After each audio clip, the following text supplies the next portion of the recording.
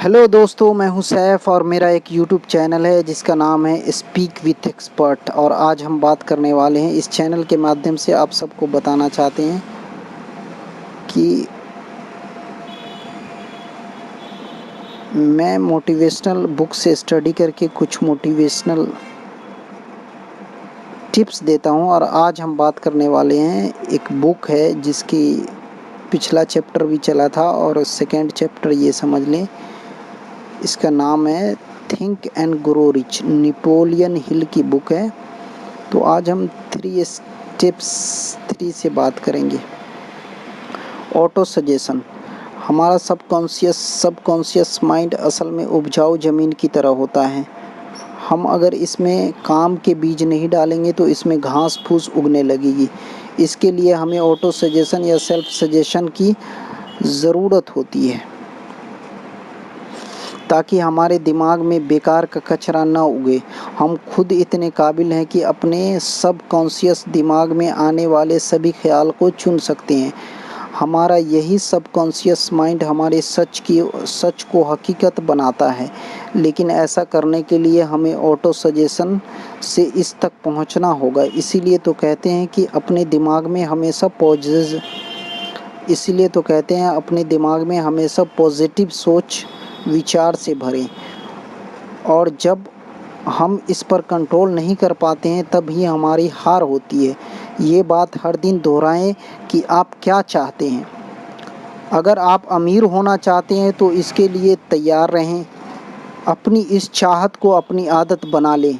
फिर एक दिन आपकी यही आदत आपको असल में मौका देगी, जिससे आपकी सफलता एक हकीकत बन जाएगी। आज से ही खुद को अमीर और सफल इंसान समझना शुरू कर दें। अपने गोल तक पहुंचने का प्लान आपके सबकॉन्शियस माइंड में है। बस ऑटो सजेशन की प्रैक्टिस करते रहें ताकि आपका प्लान आपके पास खुद ब खुद आ सके। इस कोशिश में कभी हार ना माने।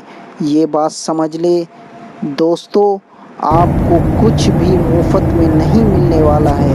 कुछ पाने के लिए बहुत कुछ करना पड़ेगा। तो आज से ही अपने दिमाग के बगीचे में अच्छे पॉजिटिव बीज डालना शुरू कर दें। स्टेप्स 4 है स्पेशलाइज्ड नॉलेज। हेनरी फोर्ड के पास कोई फॉर्मल एजुकेशन नहीं थी, लेकिन उसे ऑटोमोबाइल्स के बारे में अच्छी खासी नॉलेज थी। वर्ल्ड वॉर के दिनों में उसे शिकागो न्यूज़पेपर ने मानहानि का दावा किया था, लेकिन अखबारों ने उन्हें इग्नोरेंट पैसिफिक यानी उदासीन शांतिवादी करार दिया गया। अदालत के ट्रायल के दौरान उसे हजारों सवाल पूछे गए। वकील ये साबित करना चाहता था कि हेनरी वाकई इग्नोरेंट है। अदालत में उसे ऊटपटांग सवालों से फोर्ड परेशान हो गए। उसने जवाब दिया, जो भी सवाल आप मुझसे पूछना चाहते हैं उसका जवाब देने के लिए यहाँ अपने एडमिन को बुला सकता हूँ। अब क्या आप मुझे बताएंगे कि जब मैं आदमियों को काम पे रख सकता हूँ तो मुझे हर बात की जानकारी दे, तो वो मुझे अपने दिमाग में इतनी नॉलेज भरने की ज़रूरत क्या है? हेनरी फोर्ड ने कहा था उन्हें। और आगे देखते हैं, ये हेनरी फोर्ड के स्पेशलाइज्ड नॉलेज के बारे में बताया गया है। एग्जाम्पल देके, स्पेशलाइज्ड नॉलेज ये होता है कि आपको किसी भी जिस फील्ड का जानकारी हो, जिसका एक्सपीरियंस हो, आप उसी में हाथ डालें। अदरवाइज़ दूर रहें, नहीं तो आपका घाटा लग सकता है, नुकसान भी हो सकता है। आगे हम बात करते हैं इमेजिनेशन। बहुत पुरानी कहावत है। एक बार एक बूढ़ा देसी डॉक्टर एक केमिस्ट की दुकान पर आया। उसने दुकान के जवान क्लर्क को कहा, उसकी केटल और लकड़ी का पैडल काफ़ी पुराना हो गया है। क्लर्क ने उसे नई केटल और वुडन पैडल $500 में खरीद लिए। ये रकम उस डॉक्टर को जिंदगी भर की सेविंग्स थी। डॉक्टर ने उस क्लर्क को कागज का एक छोटा टुकड़ा दिया जिसमें एक मैजिक फार्मूला लिखा गया था। डॉक्टर ने $500 क्लर्क से लिए और वो वहाँ से चला गया, लेकिन इन पैसों से वो अपना कर्ज उतार कर आराम से रह सकता था। उस जवान क्लर्क ने अपनी लाइफ सेविंग उस फार्मूला पर इन्वेस्ट कर दी। उसने उस कागज़ में लिखी चीज़ों को मिक्स करके मैजिक फार्मूला बनाया। उस केटल में उसके हाथ एक किस्म का सोना लगा था जिससे शुगर इंडस्ट्री चलाई गई, जिसकी वजह से लाखों लोगों को रोज़गार मिला। उसने साउथ में एक छोटे शहर को बिजनेस कैपिटल बना डाला। उस तरह से पुरानी केटल सारी दुनिया में काम आई। जानते हैं उस केटल में क्या मिक्सचर बन रहा था? Coca Cola. जी हाँ, मिक्सचर जो बन रहा था उसका नाम था कोका कोला। और जिसने ये मिक्सचर बनाया उस क्लर्क का नाम था आशा कैडलर। लेकिन कोका कोला की सफलता का सीक्रेट वो कागज़ का पुर्जा नहीं था, वो था उस आशा कैडलर की इमेजिनेशन।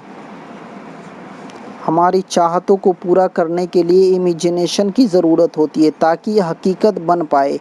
जो चीज़ आपको सफल होने के लिए रोक रही है वो सिर्फ आपकी अपनी सोच है दोस्तों। आप सोच बदलिए, अपनी इमेजिनेशन इस्तेमाल कीजिए और फिर देखिए कमाल। कोका कोला भी आइडिया पर ही चला था।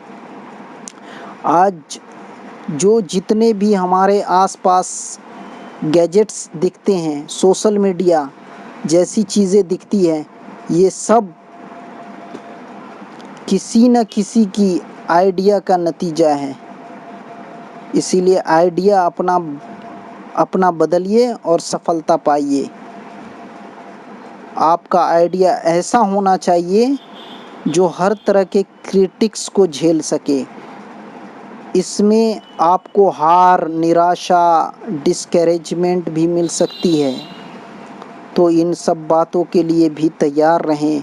लगातार इस पर काम करें, इसे असलियत का जामा पहनाइए, तभी आपके आइडिया इतना दमदार बन जाएंगे कि हर तरह के चैलेंज झेल पाएंगे।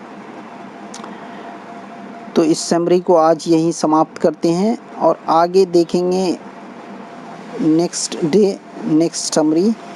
बाकी इसके लिए सुनने के लिए धन्यवाद। और आपको मेरे लिए कोई सजेशन है इन अ गुड वे और bad way, then you can comment in below.